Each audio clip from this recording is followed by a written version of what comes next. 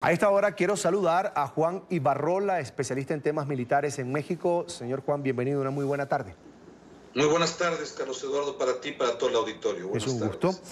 Con la activación hoy de la Guardia Nacional, ¿estamos frente a una nueva militarización en México? No, yo creo que el presidente no lo explicó de una manera correcta. La Guardia Nacional todavía no puede operar. Faltan todavía que se aprueben leyes secundarias para la misma. Falta todavía una ley orgánica que pueda tener esta Guardia Nacional. Es decir, la Guardia Nacional existe solamente en papel. Lo que existe en México, afortunadamente, es una respuesta que se conforma por la Policía Militar, por la Policía Naval y por la Policía Federal en conjunto para poder atender una situación tan terrible como la que vive el estado de Veracruz y propiamente Minatitlán. Sin embargo, no es una militarización. ¿Y por qué lo digo así? Porque al final de cuentas no se puede llevar la militarización a la seguridad pública en municipios o en estados de México. No existe esa capacidad de gente.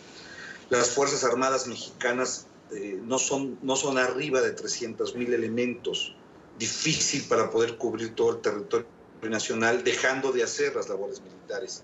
Por eso creo que no es una militarización. Lo que sí existe es una respuesta del gobierno de México para poder atender situaciones tan terribles como las que vive Veracruz. En este caso, agrupando a la Policía Militar, a la Policía Naval y a la Policía Federal en algo que todavía no se le puede llamar Guardia Nacional. Sin embargo, bueno, el presidente le quiso dar este calificativo. Ahora, las dudas de los mexicanos sobre este nuevo cuerpo de seguridad, es decir, la Guardia Nacional, usted lo dice muy bien, solo está por ahora en papel. Le pregunto, ¿son válidas si tomamos en cuenta, por ejemplo, el proceso de coordinación, de capacitación? Sí, a ver, recordemos algo importante, y esto es lamentable. Casi el 90% de los mexicanos se siente inseguro de vivir en la ciudad, en las ciudades donde viven. Se necesita una respuesta contundente y efectiva a los problemas de seguridad pública. Y por supuesto la gente está completamente de acuerdo en que se utilice una disciplina militar. ¿Y por qué lo digo? Porque son precisamente el Ejército y la Marina mexicanos las instituciones de mayor nivel de confianza en los ciudadanos mexicanos. Esto no lo digo yo, esto lo dicen las encuestas, tanto de gobierno como privadas, pero es así. O sea, México sí necesita de sus Fuerzas Armadas para que colaboren en materia de seguridad pública. Ya una vez que esté conformada la Guardia Nacional, entonces se va a tener ese componente de disciplina militar, de entrenamiento militar para guardias nacionales, es decir, para civiles que quieran pertenecer a esta Guardia Nacional, pero que se atengan a una disciplina militar, lo cual va a ser de gran beneficio y muy positivo para México.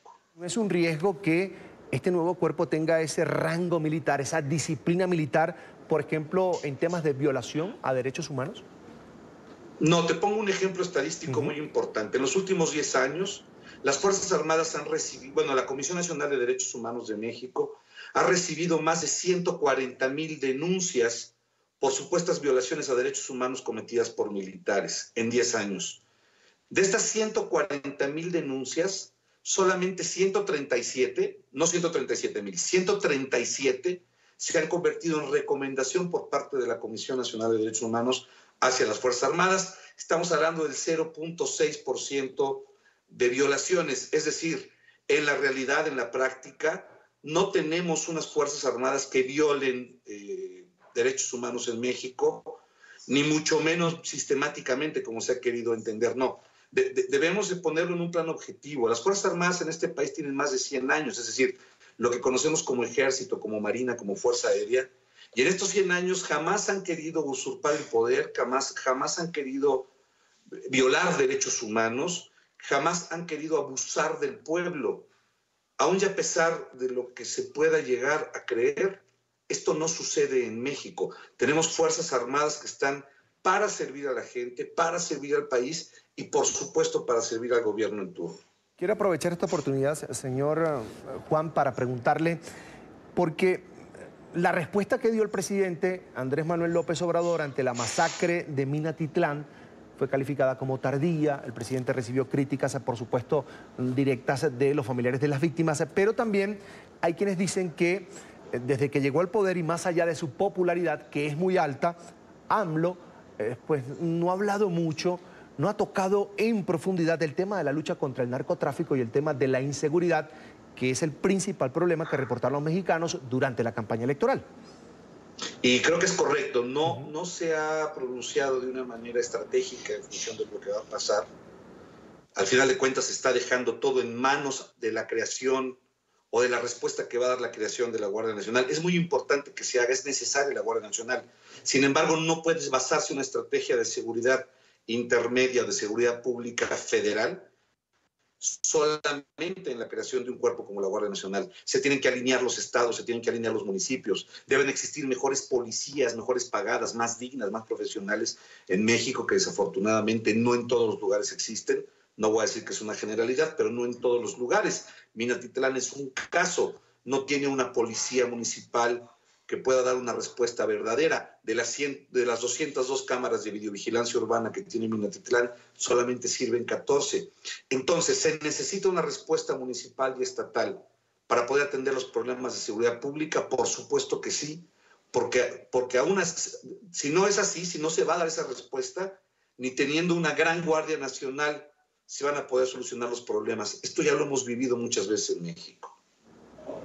Vamos a agradecer a Juan Ibarrola, es especialista en temas militares en México, por habernos concedido estos minutos para la tarde de NTN 24. Será hasta la próxima, una muy buena tarde. Gracias, Carlos Eduardo. Un saludo para ti y para todo el auditorio.